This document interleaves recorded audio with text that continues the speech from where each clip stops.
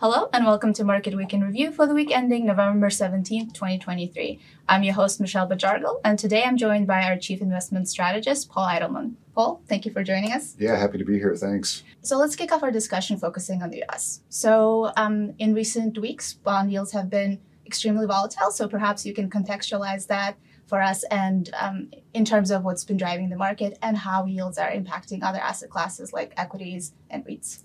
Yeah, I think we've had arguably two distinct regimes for government bond yields here in the last couple of months. The third quarter was all about just how strong the U.S. economy was performing. We had almost 5% real GDP growth in the third quarter, which was amazing. Very strong consumer spending, strong hiring.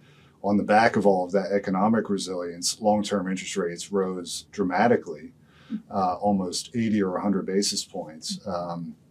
In the third quarter, which is a big move in a short period of time.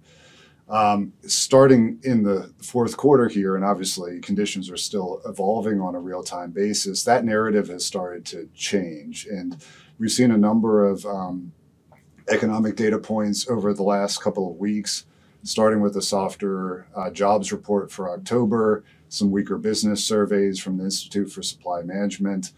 This week as well, importantly, a weaker than expected inflation reading for the month of October. And all of that has started to chip away at this narrative of higher for longer that had taken over fixed income markets. And on the back of those developments, interest rates have fallen almost as sharply as they rose in the third quarter. And sitting here today on Thursday in Seattle, the 10-year Treasury yield has fallen almost 50 basis points from its peak in mid-October, which is, again, a very big move. And just back on Tuesday, around that inflation news, the 10-year yield fell almost 20 basis points in just a day, which is just really striking in terms of magnitude. And just given the volatility of rates, given the magnitude of those moves, it's really been dominating broader asset class dynamics as well. And so as interest rates have fallen in this recent period, that has been sort of a sigh of relief for equity markets. So we've seen the S&P 500 index, for example, rally about 5% from mid-October, which is encouraging to see. Other interest-sensitive asset classes have also done particularly well. So the NASDAQ index has been even stronger. Global REITs, real estate investment trusts, are also quite interest rate sensitive and have actually been the best performing asset class since mid-October, returning over 7%. So interest rates have really been the key for markets for the last couple of months now. In the recent period with yields falling, that's been good news for markets. Yeah, we've definitely seen the shift from higher for longer. Yeah. So pivoting a little bit more globally, can you highlight the key developments and trends that you're seeing both coming out of Europe and perhaps as well as China?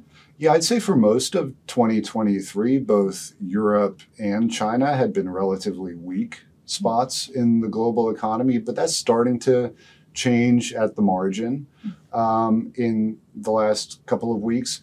I'd say Europe of the two is still relatively weak.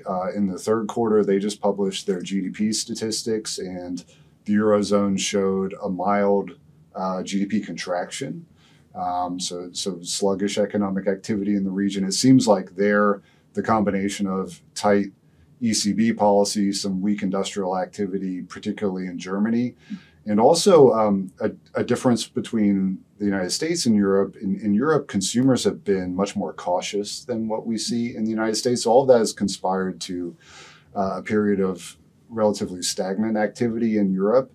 When I was kind of mentioning that things are getting a bit more nuanced, I'd say that's particularly the case in China, where they have been sluggish, particularly on the back of an ailing property sector, but on the back of what's been almost daily drip feed stimulus announcements from Chinese authorities. It seems like those stimulus measures are starting to get some traction on the Chinese economy now, where we're seeing stabilization in economic growth. This week, there was an upside surprise on retail sales in China, which was encouraging to see.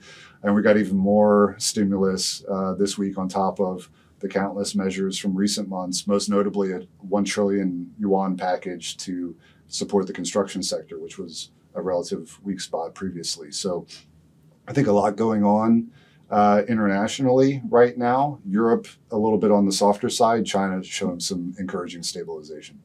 Great. Well, thank you for sharing your insights, and thank you for tuning in. We'll be back next week.